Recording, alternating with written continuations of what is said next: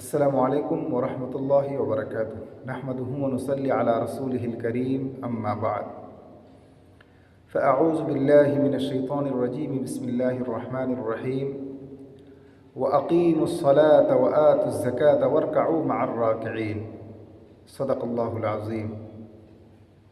প্রিয় দর্শকবৃন্দ, আজকে যাকাত সম্পর্কে কিছু আলোচনা বাড়াবো যে যাকাত আদায় করলে কি ফায়দা, না করলে কি ক্ষতি। আল্লাহ রাব্বুল ইজ্জত কোরআনে কারীমের বিভিন্ন জায়গায় যাকাতের আলোচনা করছে। নামাজের পাশাপাশি যাকাতের আলোচনা ৩২ জায়গায় করেছে আল্লাহ রাব্বুল ইজ্জত। এই আয়াতের ভিতরে বলছেন যে তোমরা ওয়া আকিমুস সালাতা, নামাজ আদায় করো, ওয়া আতুজ যাকাতা, যাকাত দাও, ওয়ারকাউ মা'আর রাকিঈন, এবং রুকুকারীদের সাথে রুকু করো। যাকাত আদায় করলে দুনিয়াতে কি ফায়দা, এ সম্পর্কে আল্লাহ রাব্বুল ইজ্জত কোরআনে কারীমের ভিতরে বলছেন ইয়ামহাকুল্লাহুর রিবা ওয়া ইউরবিস সাদাকাত, যে আল্লাহ তাআলা সুদের মালকে ডাবায়া দেয়, ঘাটায়া দেয়, এবং যে মালের উপরে সদকা করা হয়েছে ওই মালকে আল্লাহ রাব্বুল ইজ্জত বাড়ায়া দেয়।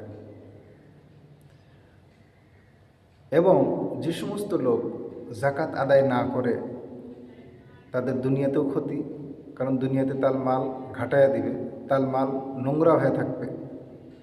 এ সম্বন্ধে একটি হাদিস যে যাকাত আদায় না করলে আখিরাতে কি ক্ষতি এবং দুনিয়াতে কি ক্ষতি। হযরত আবু হুরায়রা থেকে বর্ণিত, নবী পাক সাল্লাল্লাহু আলাইহি সাল্লাম বলছেন, মান আতাহুল্লাহু মালান ওয়া লাম ইউআদ্দি যাকাতা মুসিলা লাহু ইয়াউমাল কিয়ামাতি শুজাআন আকরা লাহু যাবিবাতানি ইউতাওয়াকুহু ইয়াউমাল কিয়ামাতি সুম্মা ইয়াখুযু বিলিহজিমাতাইহি ইয়ানি শিদকাইহি ওয়া ইয়াকুলু আনা মালুক ওয়া আনা কানজু।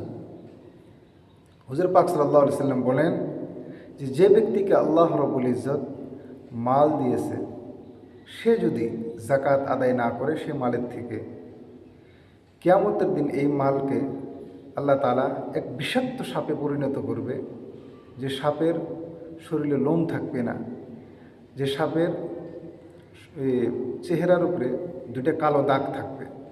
এই ধরনের সাপ অনেক বিষাক্ত হয়। এই সাপকে কিয়ামতের দিন ওই মালদার ব্যক্তির গলায় ঝুলাইয়া দিবে, এবং ওই সাপ ওই মালদার ব্যক্তির দুই জাবড়া টেনে দুই দিকে নিবে আর বলবে যে আমি তোমার সম্পত্তি, আমি তোমার ওই মাল, ওই সম্পত্তি, যে মালকে তুমি সঞ্চয় করে রেখেছিলে, খরচা করো নাই আল্লাহর রাস্তায়।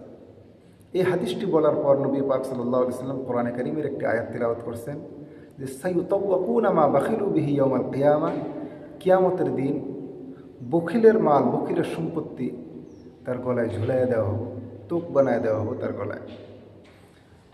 মুহতারাম দোস্ত আজিজ, আল্লাহ তাআলা আমাদের যাদেরকে সম্পত্তি দান করছে আল্লাহর রাস্তায় খরচ করার জন্য তৌফিক দান করুক। ওয়া আখিরু দাওয়ানা আনিল হামদুলিল্লাহি রাব্বিল আলামিন।